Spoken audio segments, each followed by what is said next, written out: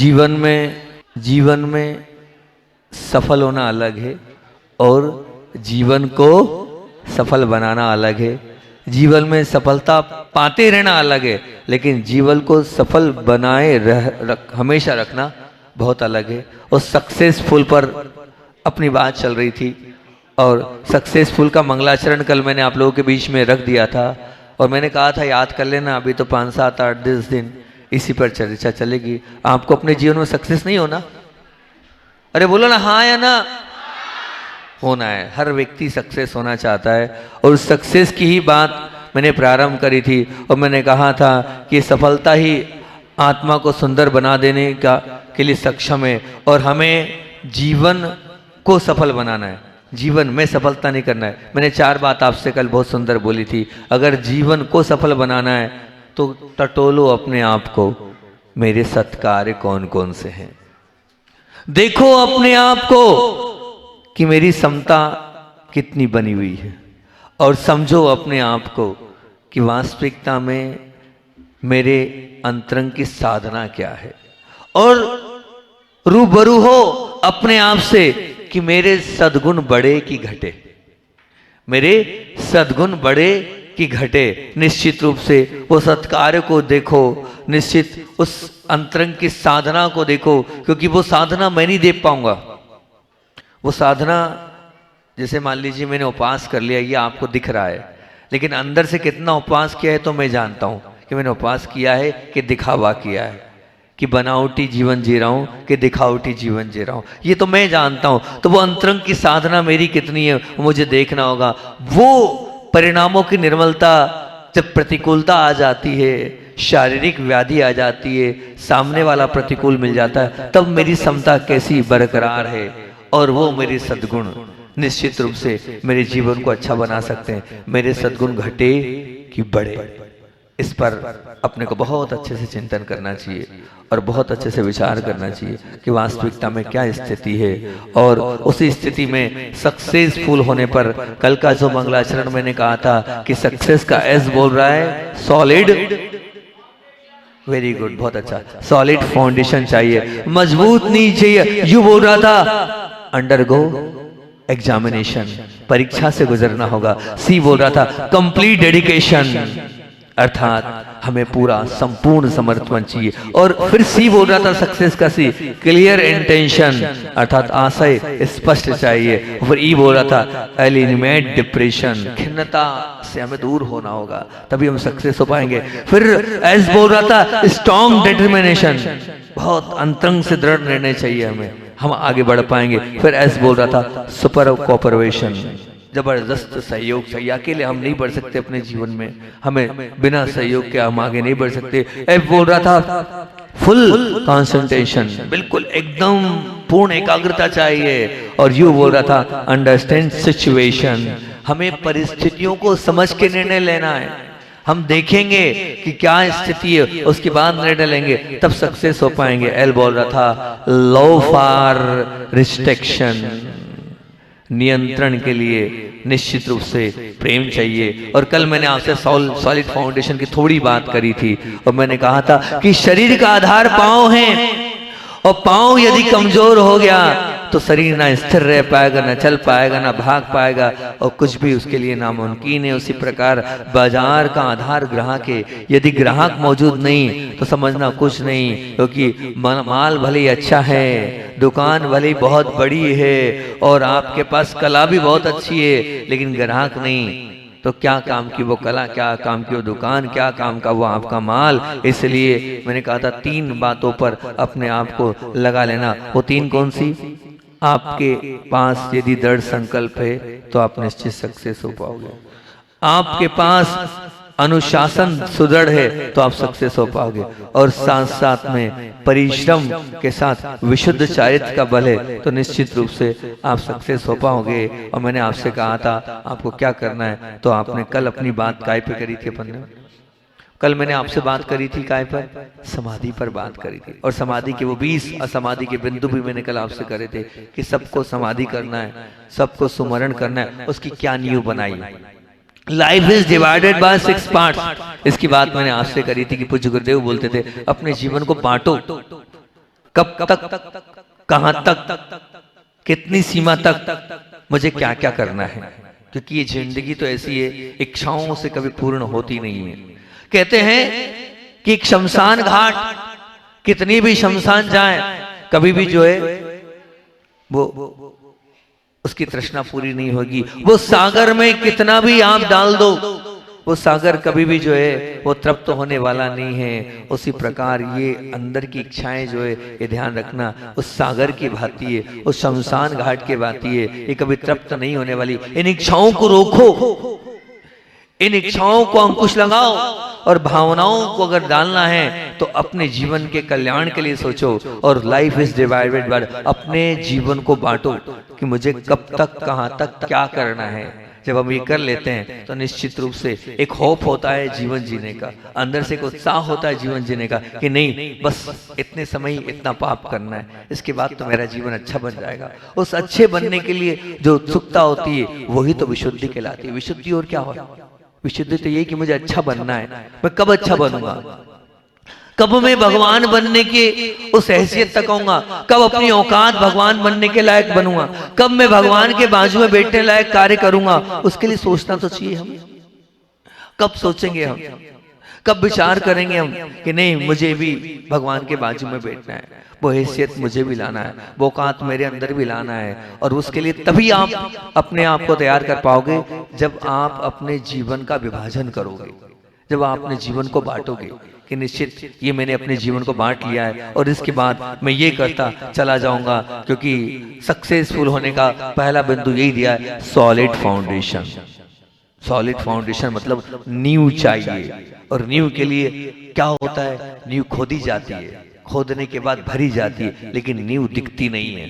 ध्यान रखना, दिखती तो ऊपर की बिल्डिंग है। तो बस ये सब कार्य आपके दिखेंगे नहीं।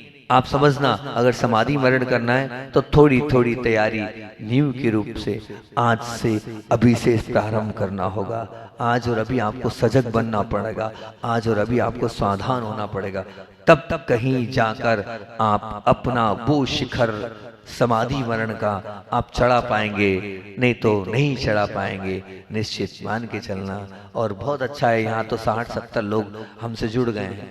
ज़्यादा लोग तो नहीं जुड़े हैं, बहुत कम लोग जुड़ पाए, जुड़ ही नहीं पाए, लेकिन 60-70 लोग। पहले दूसरे दिन में भी कोई जुड़ा भी नहीं है, अभी किसी ने हमें अपना माना ही नहीं। अभी आप हमारे रंग में रंगे नहीं हो, इसलिए नहीं, अभी नहीं रंगे हो, अभी इतनी जल्दी रंग भी नहीं पाओगे, अभी बहुत कम। उस दिन 60-70 लोग ही, बहुत कम, मेरा सबसे कम रेशो है पिपरई का। नहीं तो वहां भी एक ही प्रवचन में, हालांकि 10 दिन बाद दिए, 15 दिन में रंग लिया था मैंने, 270 लोगों को वहां प्रतिमा दी थी। बासा में आजीवन 47 लोगों को प्रतिमाओं से वहां पर उन्होंने अपने जीवन को अभिभूत किया था। तो अभी 60-70 लोग यहाँ पर तैयार हुए 15 दिन के लिए। लेकिन अच्छा है, बहुत अच्छी बात है, वो अपनी तैयारी कर रहे हैं, वो अपने जीवन को अच्छा बनाने की तैयारी कर रहे हैं। फिर मैंने आपसे कहा था, बहुत अच्छी बात है, मैं यहाँ बहनें बैठी है बहुत सारी, आज यही है, पहली बार दिख रही है इतनी सारी। तो विधान रखना पड़ेगा, रोज तब आएंगी वो, बिना विधान के नहीं आती है। उनका कहना है कि जब आप विधान रखोगे और म्यूजिक वालों को बुलाओगे तभी आएंगे हम, बाकी नहीं आ पाएंगे। भैया तो रुक जा, कहाँ है, म्यूजिक वालों को रोक लो भैया, शायद ऐसा कुछ मामला होगा, तभी आएंगी बहनें। तो आज बहनें दिख रही हैं, तो सॉलिड फाउंडेशन की बात चल रही है, और निश्चित रूप से हर बहन को विवाह करना है। कोई नहीं आना चाहता है, आधी आई है, अभी आधी भी नहीं आई है, आधी के लिए और बड़ा कलाकार बनाना पड़ेगा। तो हम आपसे यही पूछ रहे हैं, सॉलिड फाउंडेशन के लिए हर एक का एक लक्ष्य है, हर एक की एक तैयारी, हर एक को जीवन में कुछ न कुछ प्राप्त करना है। आज नहीं तो कल आपको विवाह करना है, आपको विवाह करना है, तो उसका क्या सॉलिड फाउंडेशन आपने तैयार किया, क्या नींव तैयार करी आपने, क्या ऐसा तैयार कर लिया कि कल को जिस घर में मैं जाऊंगी उस घर को अच्छा बना पाऊंगी, उस घर को स्वर्ग बना पाऊंगी, उस घर के प्रत्येक व्यक्ति की भावनाओं को पूरा कर पाऊंगी, उस घर के हर सदस्य के हृदय में वास कर पाऊंगी, उस घर के हर एक सदस्य के लिए जी पाऊंगी। कुछ तैयारी करी आपने बाकी तो बहुत सारी तैयारियां हैं आपकी, है ना, आपने बहुत सारे कोर्स कर लिए हैं, अलग अलग प्रकार के कोर्स किए, लेकिन क्या ये कोर्स किया कि रोटी अच्छे से बन जाए, सब्जी अच्छे से बन जाए, ये कोर्स किया आपने? जो कोर्स काम में आने वाला है उसका फाउंडेशन तैयार करो बहनों, वही काम में आएगा। आप वो समझो, आप 9 बजे उठ रही हो, 10 बजे उठ रही हो, क्या 9 बजे उठकर अपने घर गृहस्थी को संभाल पाओगी? क्या फाउंडेशन है? ये फाउंडेशन तुम्हारे जीवन को अच्छा बना पाएगा क्या? नहीं। विचार करना, आज नहीं तो कल पराए घर में तुम्हें जाना है, उस घर में सबको अपना बनाना है, और उस घर में सबके लिए अगर जीना है तो मुझे कुछ ना कुछ ऐसा तो आना चाहिए कि मैं वहां जाऊं तो मेरे माता पिता का नाम रोशन हो, मेरे गांव का नाम रोशन हो। बहुत अच्छे से यहाँ की तो परंपरा बहुत अच्छी है, कोई बात नहीं, यही कहीं हो जाता है तो मामला कोई दिक्कत नहीं है, अच्छा है। लेकिन मैंने एक बार प्रवचन में कहा था कि मामला बहुत अच्छा है, गांव के गांव में भी होता है, तो उसमें सबसे बड़ी बात तो ये है कि आपका देखा परखा है कि हाँ भैया लड़का दारू पीता है तो ठीक, सिगरेट पीता है तो ठीक है ना, ये तो क्लियर हो जाएगा कि क्या क्या करता है, पूजन अभिषेक करता है कि नहीं करता है, आगे पीछे का मामला सब ठीक। और रिश्तेदारी रहती है तो और एक दूसरे से कुछ बोल नहीं सकते हैं, सब उलझे फंसे हुए हैं। एक बहुत अच्छी चीज तो है इसमें राहुल भाई, एक बहुत अच्छी चीज तो है इसमें, सुना है तुम ही इसके जन्मदाता हो, तो एक अच्छी चीज तो लगी मुझे। क्या अच्छी लगी कि एक इसमें ये देखा मैंने, अगर गांव के गांव में विवाह होता है तो कम से कम सुख दुख में तुरंत पहुंच जाते हैं, ये तो है, सुख दुख में तुरंत। अब मान लो 500 किलोमीटर दूर दे दी आपने बंबई में लड़की, अब वो आते आते ही सब कुछ मामला निपट गया। यहाँ जरा सा कुछ होता है और निश्चित रूप से आप एक दूसरे के लिए खड़े हो जाते हैं, ये एक बहुत प्लस पॉइंट है। चाहे आपका अच्छा कार्य हो तब भी 1 मिनट एक लिए खड़े हो गए, और मान लो कोई दुख का कार्य हो तब भी खड़े हो गए, तो ये बहुत अच्छा है। किराया भाड़ा आना जाना सब बचा, नहीं बचा? अरे 10-20 हजार तो किराया लग जाता है, वो बच गया, मामला खत्म। उतना दान करो, हमको उतना दान दो, दे नहीं रहे आप लोग उतना दान, तो ये बहुत अच्छी बात है। और निश्चित रूप से आपने तो पता है, आपने तो दे दी लड़की। अब मैं हमेशा एक घटना सुनाता हूँ जब भी ये बात आती है, हालांकि विषय मेरा ये नहीं, लेकिन अब बता रहा हूँ कि भोजन करें ससुराल जाते हैं, ये और अच्छा है, बहुत बढ़िया।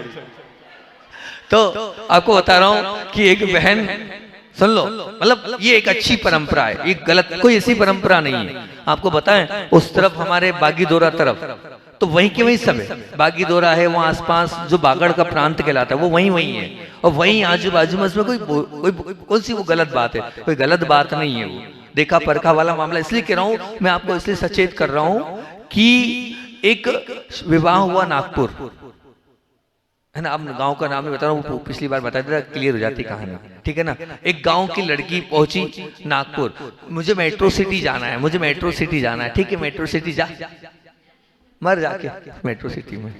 अब चली गई, सुनना, जहां मेट्रो सिटी नागपुर में गई, जिस लड़के से विवाह हुआ 4-6 महीने तो मामला ठीक रहा, बाद में मामला इतना बिगड़ा। क्यों? बोले लड़का जो है वो हुक्का पीता है, लड़का है ड्रिंक करता है, लड़का है सब प्रकार के शौक में। अब एक दूसरी बहन वहीं पठारी की थी, वो एक छोटे से गांव में गई, सुनना, वो जो लड़का है वो एक वहां पर जो गांव वाला है, गांव के दुकान वाला क्या है, अब जो गांव के दुकान वाला है वो कितने कमा रहा है, वो मान लीजिए जितने कमा रहा है उसमें से और बचा रहा है, और नागपुर वाला क्या कर रहा है, 1 लाख भी कमा रहा है ना, तो उसको स्टेटस संभालने में लग रहे हैं 1 लाख रुपए, वो कम पड़ रहे हैं। उसको तो गाड़ी भी मेंटेन करना, कपड़े भी मेंटेन करना है, सब उसको यहाँ से लेके वहां तक जाना, तो 500 का डीजल पेट्रोल लग गया, क्या करेंगे? अब वो गांव वाला जो बड़ा सुखी से, वो बहन सुखी से रह रही है, ना कोई गलत शौक है, शाम को 6 बजे दुकान बंद हो जाती है, पति देव घर आ जाते हैं, और ये रात को 12 बजे पहुंचते हैं, उसके बाद भी पी के पहुंचते हैं, मारा ठोकी होती है। क्या मतलब निकला? उसको स्टेटस था, मुझे मेट्रो सिटी में जाना है, उसका कहना था नहीं मुझे मेट्रो सिटी नहीं चाहिए, जहाँ धर्म, जहाँ संस्कार, जहाँ संस्कृति, जहाँ परिवार, उस घर में जाना है। वो सुखी है और वो दुखी है, वो सुखी है और वो दुखी है। इसका पति 50,000 भी कमाता है तो उसमें 40,000 बचा रहा है, वो 1 लाख भी कमा रहा है, उसके बाद भी परेशान है, क्योंकि वो इतना खर्चा सिटी का है, बड़ी सिटी का है, हो ही नहीं पा रहा है। समझो बात को। तो बहनों, ये सपना तो छोड़ देना कि मुझे बड़े जगह जाना है, बड़ी जगह के सपने बड़े अधूरे हैं। अरे वहां तो एक इतनी बड़ी बात है कि आजू बाजू वाले एक दूसरे को नहीं जानते, ऊपर नीचे वाले एक दूसरे को नहीं जानते, और पिपरी में तो क्या है, एक को क्या पूरा पूरा पिपरी आ जाता है। तो पिपरी अच्छा कि नागपुर अच्छा? पिपरी अच्छा, उसमें कोई बाधा वाली बात ही नहीं आएगी।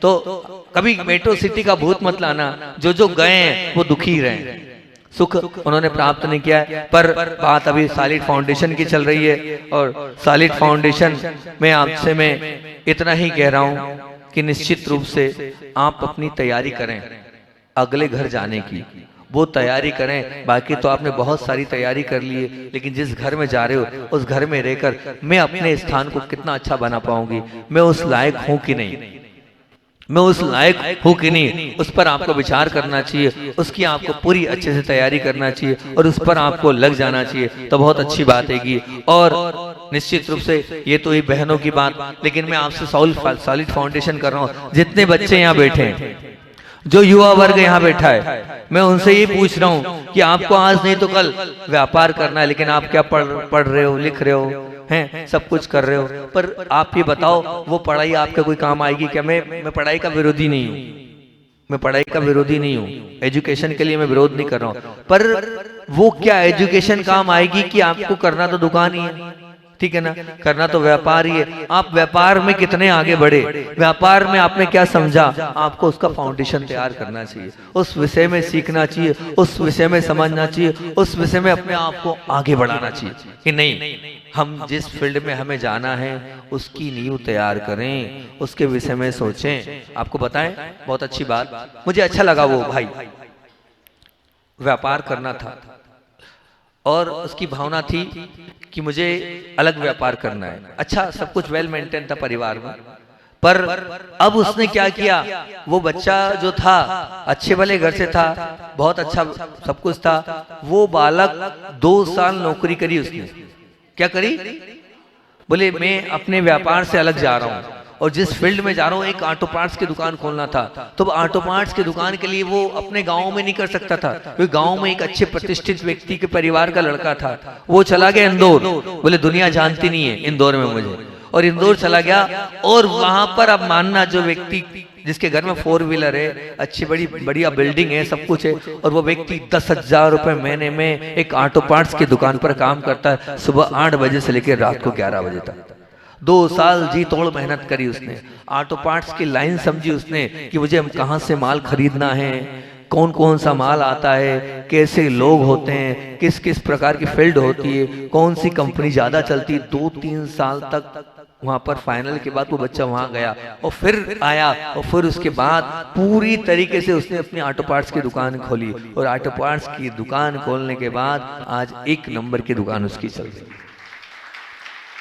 वो बोल रहा है मैं मुझे कुछ आता ही नहीं है, पहले मैं समझू तो दुकान कैसे खोलूं, दुकान खोलने के पहले कम से कम पूरा मेरे पास नॉलेज तो हो, और नॉलेज के लिए सोचना जिसके यहाँ 10,000 रुपए रोज के कई नौकर लगे हैं, वो 10,000 रुपए महीने की नौकरी कर रहा है और सुबह से लेकर शाम तक जी साहब कर रहा है। अब विचार करना है, जिस दुकान पर वो काम कर रहे हैं उससे बड़ा व्यक्ति वो है, लेकिन कर रहा है, काम कर रहा है। क्यों कर रहा है? क्योंकि मुझे करना है, मुझे सीखना है, मुझे आगे बढ़ना है। ये सॉलिड फाउंडेशन है। हम जो कार्य कर रहे हैं उसकी पहले नींव तैयार करें, नींव मजबूत करें। अगर हम नींव मजबूत कर लेंगे तो ही हमारा काम हो पाएगा, नहीं तो नहीं हो पाएगा। आपको आगे बढ़ना है, सक्सेस होना है, तो सक्सेस होने के लिए आपकी खुद की वजूद देखो कि मैं कहाँ हूं और मैं कर पाऊंगा कि नहीं, उसकी तैयारी करो। अगर हम उसकी तैयारी नहीं करेंगे तो ध्यान रखना आप आगे नहीं बढ़ पाएंगे। मैं आपसे इतना ही पूछ रहा हूं, क्या बिना तैयारी के आप भोजन बना पाते हैं?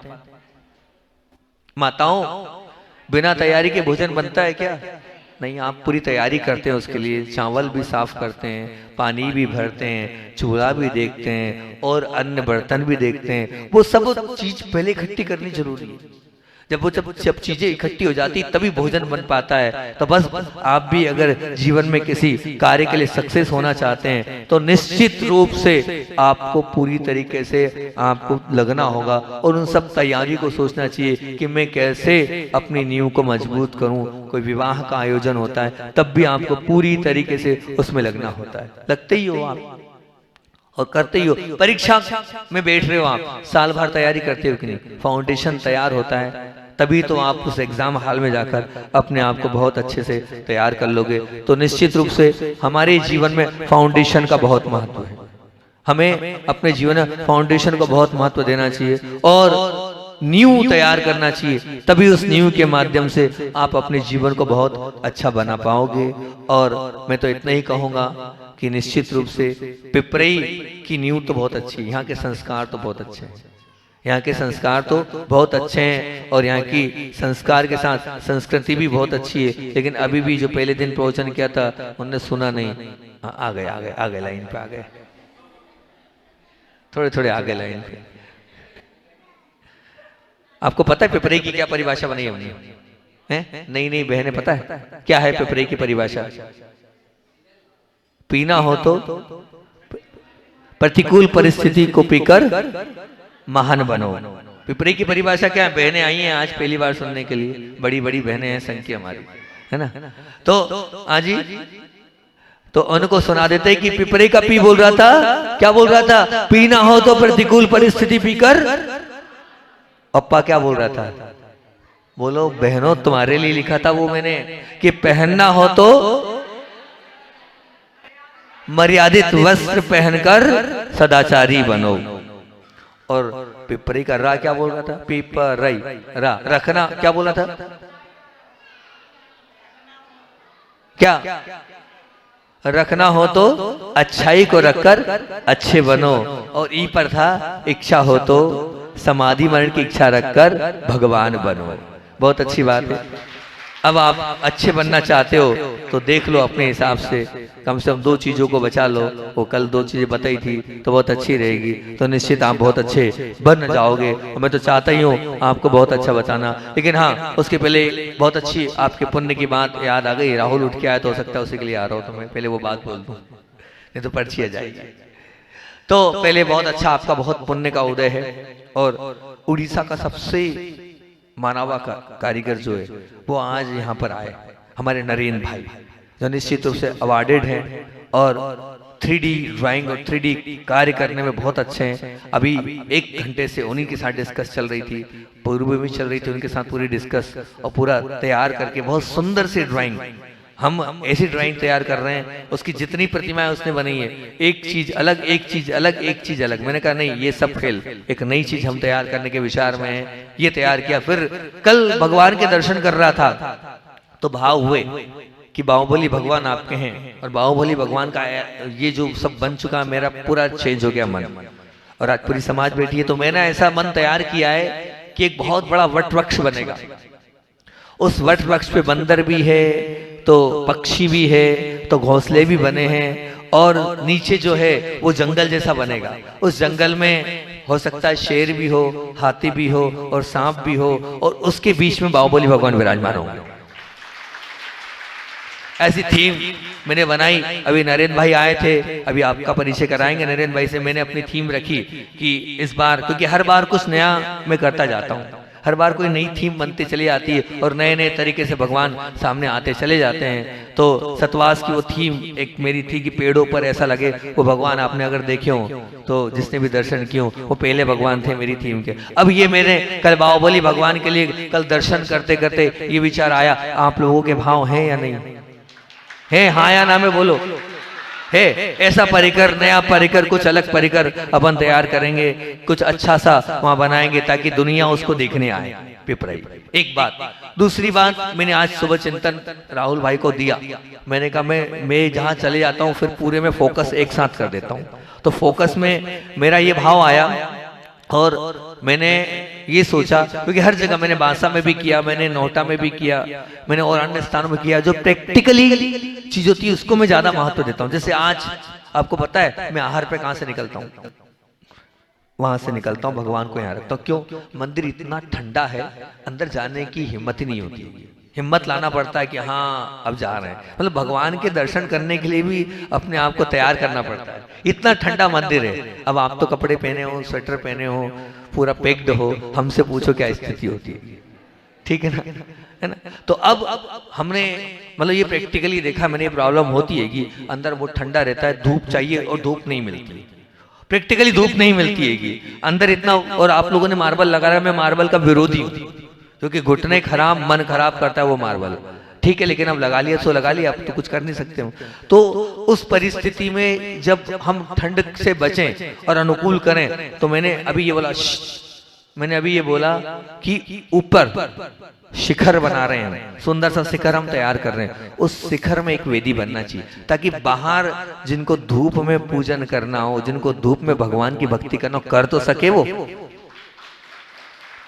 और दूसरी बात, मैंने उनसे एक और बात बोली कि मैंने ये भी देखा है, गर्मी में वहां वेंटिलेशन हवा नहीं रहती। शाम को अगर ध्यान करना हो तो कम से कम शाम को खुले आकाश में बैठकर वहां पर ध्यान तो किया जा सकता है। मैंने ये रखा, मैंने कहा आप एक काम करो, आप तीसरी मंजिल पर जो सेकंड फ्लोर ऊपर है, उसके ऊपर शिखर में आप शांति कुंथु आरा की 3 खड़गासन परिकर सहित आप प्रतिमा तैयार करो। एक और बात जो मैं अपना चिंतन आपके बीच में रख रहा हूं, वो भी रख देता हूं कि आपके जो मूल नायक भगवान पार्श्वनाथ है ना, तो जो पार्श्वनाथ भगवान है, उन पार्श्वनाथ भगवान का थोड़ा सा अंगूठा भी ठीक नहीं है, अगर आपने ध्यान दिया हो। और थोड़ी सी वो जो है उनकी आंखें ज्यादा खुली हुई है, उनको अपन व्यवस्थित यही पंच कल्याणक में अपन व्यवस्थित करेंगे, उनका भी एक सुंदर सा परिकर तैयार हो जाए, जो कि भगवान नीचे हैं, आप पार्श्वनाथ के जस्ट बाजू में एक परिकर सहित उनका भी सुंदर सा एक परिकर तैयार हो जाए तो बहुत अच्छा रहेगा।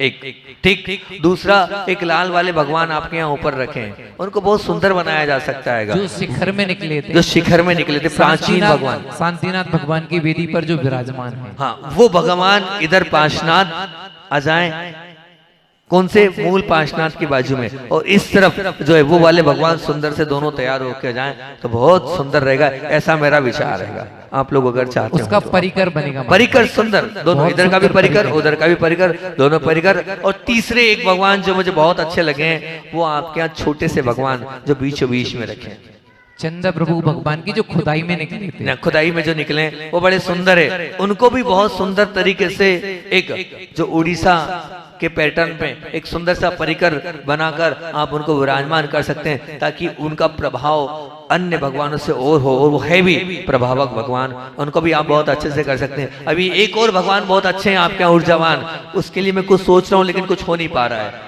मैं दिमाग तो लगा रहा हूँ, अब होगा तो जो महावीर भगवान अभी आदिनाथ भगवान की वेदी पर जो विराजमान है, वो ओजस्वी और प्रभावक है, वो जो महावीर भगवान है, उनके लिए भी मैं विचार कर रहा हूँ कि कैसे कितना क्या है। तो इस प्रकार से ये मैंने आप लोगों के बीच में रख दिए, और बाकी तो नरेंद्र भाई आए, उनसे अपन आगे की चर्चा करके और भी हैं वो कर लेंगे। ये मैंने जिसको मान लो किसी को नहीं करना हो तो अभी मतलब सब लोग स्वीकृति दे दी, मेरा ध्यान उधर था, सबकी स्वीकृति है। बस मेरे भाव तो ये कि अच्छे से अच्छा जितना हो सकता है उतना अच्छे से अच्छा अपन वहां पर कर सकें। और साथ में भैया ने बाड़मेर आपने अगर देखा हो तो कुंडलपुर में जो वेदियां बनी, जो कुंडलपुर में काम हुआ है, उसी प्रकार का मैं चाह रहा था कि देलवाड़ा की तरह वो एफआरसी में वो काम जो है हम यहाँ पर करवा लेंगे तो और सुंदरता मंदिर की बढ़ जाएगी, क्योंकि हमारे घर तो बहुत सुंदर हैं, पर भगवान की वेदी और भगवान का वही बहुत सुंदर बन जाए तो और अच्छा रहेगा। आज प्रवचन तो आगे और करने काय पर करने, आज का हमारा बिंदु था अंडरगो एग्जामिनेशन, अर्थात परीक्षा से गुजरना होगा, लेकिन समय अपना हो रहा है, आहार पर भी समय अपनी बात ये विराम दूंगा।